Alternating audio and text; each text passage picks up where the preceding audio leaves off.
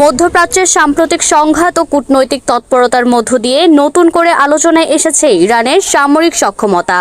দেশটির প্রতিরক্ষা খাতে কৌশলগত ক্ষেপণাস্ত্র ও ড্রোন উৎপাদন বৃদ্ধি পেয়েছে বলে জানিয়েছেন ইরানের ভারপ্রাপ্ত প্রতিরক্ষা মন্ত্রী ব্রিগেডিয়ার জেনারেল সৈয়দ মজিদ ইবনে আল রেজা। ইরানের রাষ্ট্রীয় সংবাদ মাধ্যম মেহের নিউজ এজেন্সির এক প্রতিবেদনে বলা হয়েছে, সাম্প্রতিক সংঘাত চলাকালেও দেশটির প্রতিরক্ষা শিল্প উৎপাদন সক্ষমতা বাড়িয়েছে এবং কৌশলগত অস্ত্র তৈরির গতি ত্বরান্বিত করেছে। বিশেষ করে ক্ষেপণাস্ত্র ও ড্রোন উৎপাদনে উল্লেখযোগ্য অগ্রগতি অর্জনের দাবি করেছে তেহরান। এদিকে ইরানকে ঘিরে যুক্তরাষ্ট্র ও ইসরায়েলের অবস্থানে দৃশ্যমান মতপার্থক্য দেখা দিয়েছে বলে বিভিন্ন আন্তর্জাতিক বিশ্লেষণে উঠে এসেছে।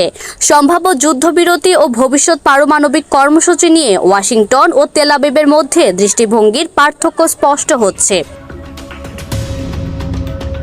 ইসরায়েলের প্রধানমন্ত্রী বেনিয়ামিন নেতানিয়াহু সম্প্রতি এক বক্তব্যে বলেন, ইরান কোনোভাবেই পারমাণবিক অস্ত্রের অধিকারী হতে পারবে না এবং এই লক্ষ্য বাস্তবায়নে ইসরায়েলের প্রয়োজনীয় পদক্ষেপ নিতে প্রস্তুত। তিনি আরও ইঙ্গিত দেন, ইরান ইস্যুতে সংগ্রাম এখনও শেষ হয়নি।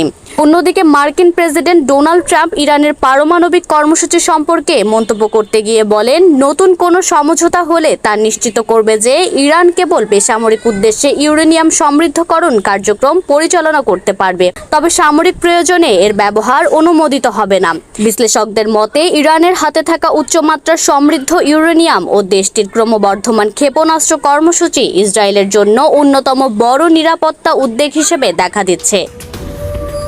একই সঙ্গে মধ্যপ্রাচ্যের শক্তির ভারসাম্য নিয়েও নতুন আলোচনা শুরু হয়েছে। এদিকে সাম্প্রতিক সংঘাতের প্রভাব নিয়ে বিভিন্ন পক্ষ ভিন্ন ভিন্ন দাবি করলেও বাস্তব পরিস্থিতি নিয়ে এখনো আন্তর্জাতিক পর্যায়ে বিস্তারিত মূল্যায়ন অব্যাহত রয়েছে। বিশেষজ্ঞদের মতে, সামরিক উত্তেজনার পাশাপাশি কূটনৈতিক আলোচনার অগ্রগতি আগামী দিনে মধ্যপ্রাচ্যের নিরাপত্তা পরিস্থিতি নির্ধারণে গুরুত্বপূর্ণ ভূমিকা রাখবে। বর্তমান পরিস্থিতিতে প্রশ্ন রয়ে গেছে, ইরানের প্রতিরক্ষা সক্ষমতার এই সম্প্রসারণ মধ্যপ্রাচ্যের নতুন শক্তির ভারসাম্য তৈরি করবে নাকি অঞ্চলটি আবারও নতুন সংঘাতের দিকে এগিয়ে যাবে। ফাহিমা বৃষ্টি, ডেস্ক রিপোর্ট, বিডিএস নিউজ।